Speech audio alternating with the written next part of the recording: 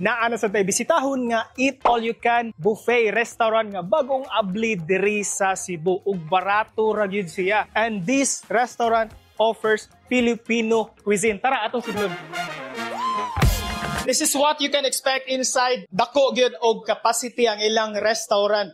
Ana nakanindot kay naa pa gyoy live-band nga mo serenade ninyo while enjoying the food. So here's a sneak peek sa tanan nga mga pagkaon nga inyong ma-enjoy sa 429 pesos. Starting from the rice, na plain rice, and nasa garlic rice. Naadri ang beef apritada, na ay chicken adobo, honey lemon chicken, na ay humba, na ay fried chicken, o chicken sweet and sour. Diri nga side, makita ang tulo ka kain sa flavored nga juices. O ang usa sa pamalakasan nila nga gipanghambog is their lechon kawali. Ug nasay lumpia tauge. Diri nga side nasay pansit canton and kinilaw. Ug dili sad mawala ang ilang lechon manok ug ang mix nga seafood. For the soup, duha ang pwede nato pilian, na ay sotanghon ug naasay balbacoa. For the dessert, we have a variety of Filipino gyud nga mga classic dessert, and usa sa ilang highlight is the chocolate fountain nga pwede nimong i-dip, marshmallow, na cookies. If you want to have a healthier option, nasa mga prutas. For the dessert, nasa sila Maximus ice cream nga duha ka flavor.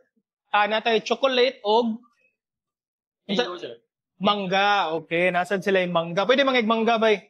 And yes, apil na ang lechon manok nga pwede ninyo ma-enjoy sa ilang buffet nga presko gyud kayo pagka grill. Ang ato ang lunch is 429 and then for dinner is 449. For weekend, kay atong lunch is 449 and dinner is 479. Sa kids, kay 1 to 3 is free and then 4 to 7 is half payment. So guys, just to set your expectation, they have good food. I would say worth it ang 429 pesos ninyo sa ani kadaghan nga options. Kung gusto mo makatagbaw nga buffet diri sa Cebu, pwede kayo ni. Kay sulit kayo ang ilang presyo. Location is conveniently located diri sa Lahug, sa Linas Drive. Kilid ra gid sa dalan, tapad ra sa USPF, and parking space is not a problem kay hawan sa gyud kaayo.